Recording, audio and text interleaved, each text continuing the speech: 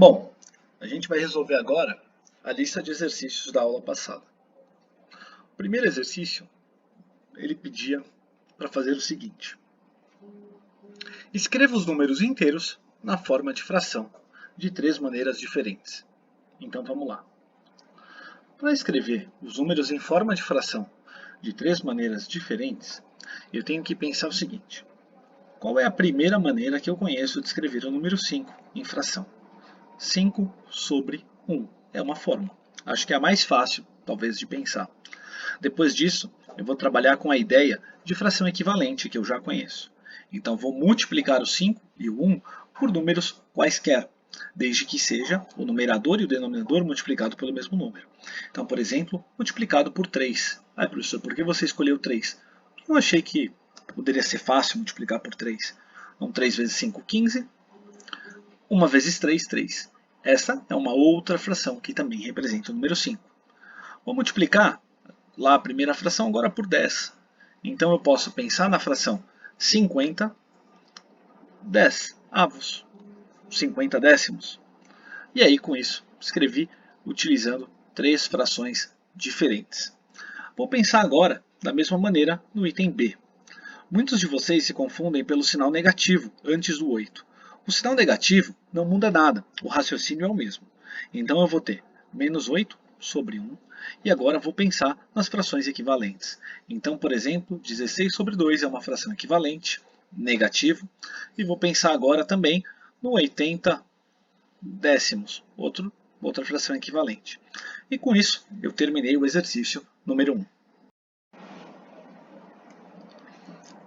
Bom, agora vamos resolver o segundo.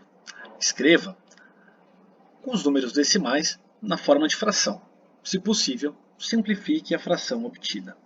Bom, no caso, o número apresentado não era uma dízima periódica, era o número 8,004, ou seja, 8 inteiros e 4 milésimos. Para resolver isso, basta escrever 8 inteiros, 004, 8004 sobre 1000. O 1000, porque eu tenho 3 casas decimais, então eu tenho 3 zeros. Uma outra maneira de escrever essa fração é com uma fração na forma irredutível. No caso, o exercício pediu para a gente simplificar a fração obtida. Nesse caso, eu posso dividir o numerador e o denominador por 2. Poderia dividir por outro número se eu achasse melhor. E aí, nesse caso, eu vou ter 4.002 sobre 500. Ainda posso dividir por 2. Então, obteria, nesse caso, 2001 sobre 250. Nesse caso, preciso verificar se existe algum outro número que divisa os dois. O número de cima é divisível por 3, mas o de baixo não é. O número de baixo é divisível por 5, por 2, mas o de cima não é. Então, nesse caso, já simplifiquei minha fração, já chequei aqui os possíveis casos de divisibilidade, e então a resposta é 2001 sobre 250. O item B. Para resolvê-lo, preciso então escrever o número negativo 0,35001 na forma de fração. Então, 35001, o número negativo, sobre o número de casas aqui decimais, 100.000. Não tem nenhum número que divida os dois ao mesmo tempo, e portanto ele já está na forma simplificada. Então, agora, acabei de resolver o exercício 2. Para resolver o terceiro item, era necessário representar as frações, no caso 17 centésimos, negativo, na forma de número decimal. O item B também pedia para representar na forma de número decimal, e no caso, o número 31, 10.000 avos. Nesse caso, eu posso pensar da seguinte maneira. Ou eu realizo a divisão 17 por 100, ou me recordo de que quando eu faço a divisão por 100, basta eu movimentar a vírgula. Como assim movimentar a vírgula? Vamos pensar assim. Imagina que eu tenho o número 17. A vírgula de um número inteiro estaria aqui. E aí, então, eu movimento a vírgula uma casa decimal, duas casas decimais. Então, esse é o novo lugar onde eu posiciono a vírgula. E aí, com isso, eu simplesmente faço o número o quê?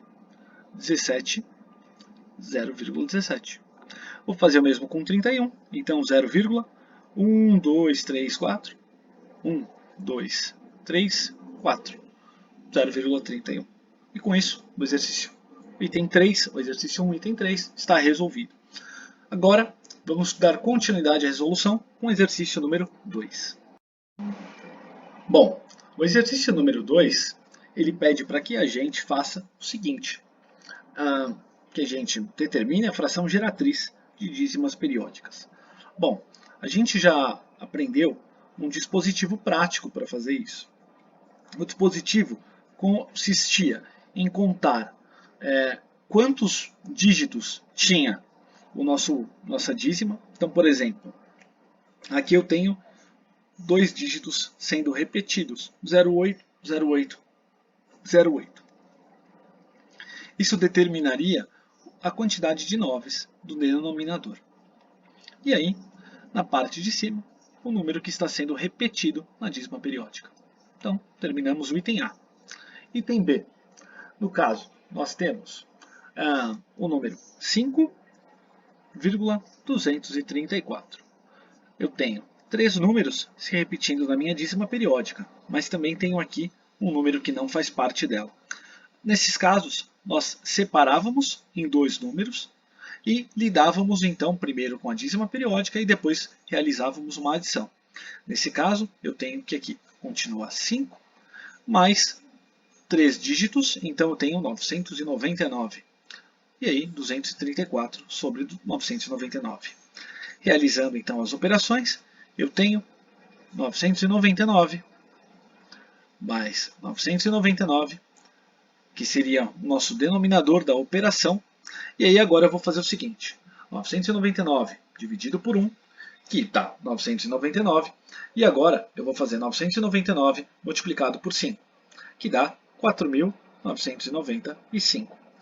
Nesse caso, eu tenho que realizar essa adição, e isso resulta em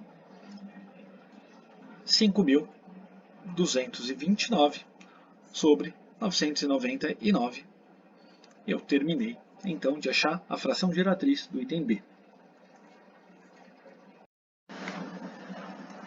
Bom, para resolver, então, agora o item C, B e D, na verdade a gente já resolveu o item B, né? O item C, a gente vai fazer o seguinte, a gente vai pensar de uma maneira mais fácil possível, 0,00666. Bom, quem se repete é o 6. Um único algarismo fica se repetindo. Então, eu vou utilizar um único 9. Bom, nesse caso, eu tenho dois números que não fazem parte da dízima periódica, que estão antes da dízima, né? Entre a vírgula e a dízima. E nesse caso, eu acrescento dois zeros aqui no denominador. É como se eu estivesse dividindo por 100 para daí a dízima começar. E aí, nesse caso, o 6 na parte superior. E aí, então, terminei o item C. Para o item D de dado, bom, eu tenho que tomar cuidado, porque o traço não está sobre toda a parte decimal, ele está apenas sobre o 3 e o 5, o que implica que somente o 35 se repete. Para esse caso, eu vou separar em dois números, 1,42 mais o 0,0035. Esse caso vai ser resolvido da seguinte maneira. A primeira parte é a fração 142 centésimos. A segunda parte vai ser descrita como 35 sobre 900. Opa, 9.900. Por quê? São dois algarismos que ficam se repetindo. Vou fazer a adição entre essas duas frações para então determinar qual é a fração geratriz. Nesse caso, entre o 100 e o 9.900, o melhor múltiplo é o 9.900. Basta multiplicar esta fração por 99 para chegar em 9.900. Então, o que eu vou fazer para resolver agora é multiplicar o 142 por 9.000 por 99 e aí depois vou somar 35. Então, 142 vezes 99 isso vai ser 14.058. Mais os 35, isso vai ser 14.093. Então, esse é o resultado do item D de dado. Bom, em todos os casos, a gente não fez a simplificação, mas a simplificação é necessária. Eu não fiz porque senão o vídeo seria muito extenso, tudo bem? Mas não esqueça de simplificar as frações. Bom, o exercício 4 ele é um dos mais difíceis dessa atividade que a gente fez, porque ele é um exercício conceitual. Ele pede para que a gente analise como verdadeiro ou falsa cada uma das afirmações, mas a única coisa que ele nos diz é que aqui fica o número 0, aqui eu teria um número A, um número B, o número 1, e aqui mais para baixo o número D, o número C e o número menos 1. Ele quer que eu avalie como funciona a multiplicação desses números e se é um resultado positivo, negativo, se é um resultado maior ou menor do que 1 ou menor ou maior do que menos 1. Bom, no caso, se a gente pensar em dois números decimais, tudo bem? Menores do que 1, vamos pensar 0,3 e 0,4. Se eu multiplicar esses dois números, o que vai acontecer? O meu resultado vai ter duas casas decimais, então vai ser 0,12. Nesse caso, o que eu posso afirmar? Que o 0,12 é menor do que a multiplicação, é menor, né? É um número menor do que cada um dos números que foi usado. Então, o que eu sei? Que quando eu faço uma multiplicação assim, eu posso imaginar que o resultado ele vai ser maior do que zero, porque ele não pode se tornar negativo, e ele também vai ser menor do que 1. Não tem como fazer com que dois números multiplicados, que são menores do que 1, sejam maiores do que 1. Então, a multiplicação A vezes B é menor do que 1. Então, essa afirmação é verdadeira. A afirmação B, ela fala o seguinte, que a multiplicação entre o C e o D é um número maior do que menos 1 e um número menor do que 0. Bom, a gente sabe que a multiplicação de dois números negativos tem como resposta um número positivo. Portanto, é maior do que um número negativo. Tem toda a razão, mas não é menor do que zero. Então essa alternativa é falsa. Basta você pegar qualquer número negativo e multiplicar por um outro número negativo para perceber que isso nunca poderá ser verdade. Tá bem? Vamos lá. O item C. Ele diz o quê? Que a multiplicação de um número D pelo número A ele é menor do que zero e que ele é maior do que menos 1.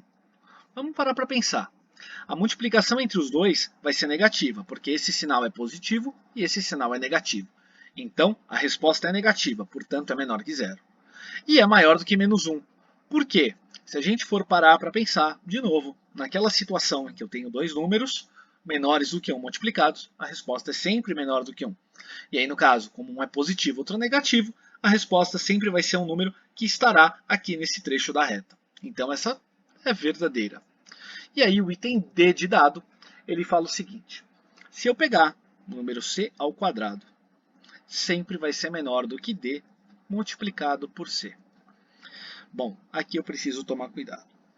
Olha para a reta numérica que a gente tem. O C, por exemplo, se ele for 0,2 negativo, o D, por exemplo, tem que ser 0,7. É um número que está mais próximo do menos 1. E o C mais próximo do zero. Quando eu faço C ao quadrado, isso vai ser 0,4. Opa, 0,04. Quando eu faço D multiplicado por C, eu tenho o quê? 0,7 multiplicado por 0,2 negativo. Esse resultado é 0,14. Então a gente acabou de perceber o quê? Que parece que a afirmação é verdadeira. Tudo bem? Bom, se a gente parar para pensar, o que ele está dizendo? Que se eu pegar sempre dois números, multiplicar eles e pegar o menor desses dois números e elevar ao quadrado, isso sempre vai ser verdade. Tá bem? Então, verdadeiro.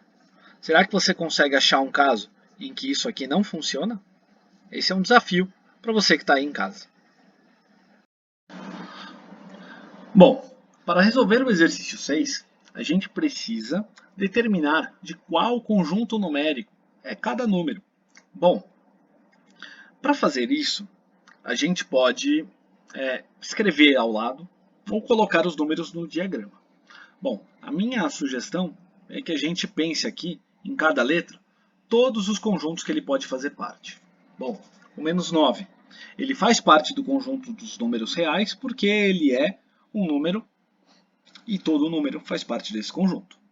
Bom, ele pertence aos números racionais porque ele pode ser escrito como fração. Ele participa, ou ele faz parte, ou ele pertence do conjunto dos números inteiros, pois ele é um número inteiro negativo. Bom, eu vou pensar sempre dessa maneira. E aí, vamos lá. Número B, item B, o 11, ele é um número racional, real e inteiro. Ele também é cada uma das mesmas coisas que foram ditas acima. Só que, nesse caso, ele tem uma característica a mais. Como ele é positivo, ele também é natural. Item C, 3/4 é um número real e é uma fração, não é um número inteiro. Item D, menos 7/6 é um número que é real, ele é racional, mas ele não é inteiro, real e racional. Item E, ele é um número real e é um número racional. Só que agora tem uma característica. Quando eu olho para o E, eu consigo simplificar essa fração. E simplificando eu percebo que esse é um número 5 negativo, portanto também é inteiro. Item F, eu olho, é uma dízima periódica, é um número real, com certeza. É um número racional, com certeza. Agora, não é inteiro, nem natural. Agora, a gente chegou na parte em que a maior parte de vocês me perguntou: professor, quem é o tal do quelinha? O quelinha são os números não racionais. São os números que não podem ser escritos, né? Não pode ser representado como fração. E nesse caso, o que a gente tem que pensar? A gente tem que pensar que eles são bem diferentes, não são representados por fração. E aí,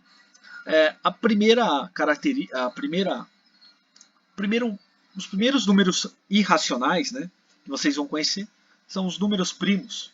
E não eles, né? A raiz quadrada de número primo. A gente não consegue determinar qual é a raiz quadrada de, por exemplo, 3. Então a gente diz que ele é um número irracional. A gente também não consegue determinar a raiz de 3, então, dividido por 2. Então também é um número irracional. E quando a gente olha para o item I, 4 vezes a raiz de 7 também é um número irracional. Não precisa se preocupar tanto com isso, porque essa é uma parte do conteúdo que ela é muito trabalhada durante o 9º ano. Ela foi trabalhada aqui por conta do exercício, porque a gente falou vagamente sobre esse conjunto no começo do ano, ok? Então agora vamos para o exercício 7. Bom, pessoal, para fazer o exercício 7, a parte mais importante é lembrar sobre a potência par e a potência ímpar quando a base é negativa. O que eu quero dizer com isso?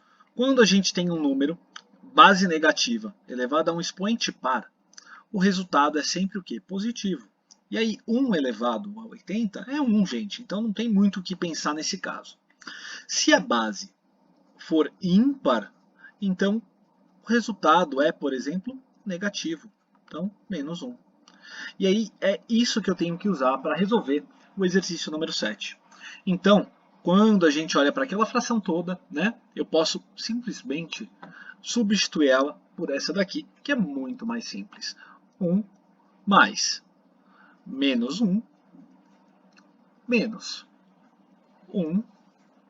E aí, na parte de baixo, eu vou resolver ali 4 vezes 1 mais 5 vezes menos 1. Esse é o exercício que precisa ser resolvido. Então vamos lá. Nesse caso, na parte de cima, eu vou ter menos 1, menos 1, menos 2, mais 1, menos 1. Na parte de baixo, 4 mais menos 5. 4 menos 5. Então eu tenho menos 1 sobre menos 1. Essa resposta a gente sabe. Isso dá 1. Exercício resolvido. Já no exercício 8, é necessário que a gente calcule as potências. Todas elas são negativas. Quem é negativo? O expoente. A base nem sempre é negativa. Então, nesse caso, eu só preciso inverter a minha base, pegar o inverso da base, que é 1/5, e elevar ao expoente 3. Isso é 1 sobre 125. Item B.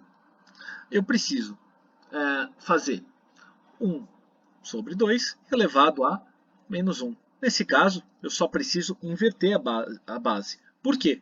Elevado a 1 é 1. Então, automaticamente 2 sobre 1, que é 2.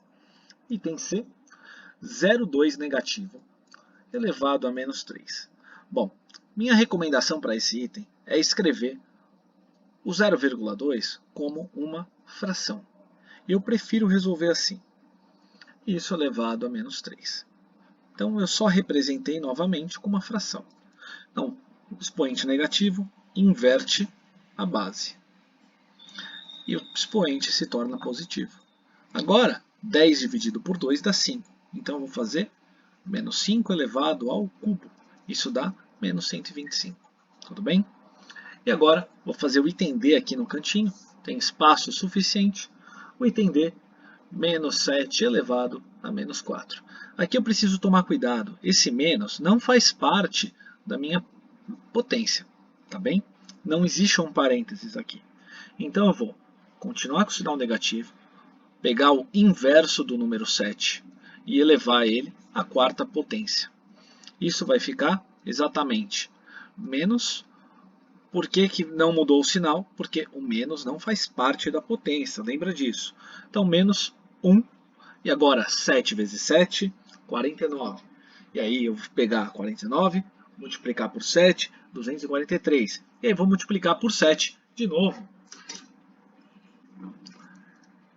Isso vai dar 2.401.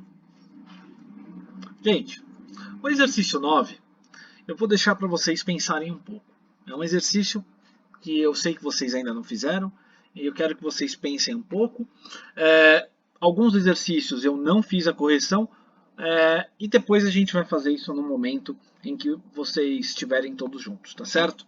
Então, para a aula de hoje é a correção desses exercícios, eu espero que vocês tenham ido bem. Um abraço e até a próxima aula.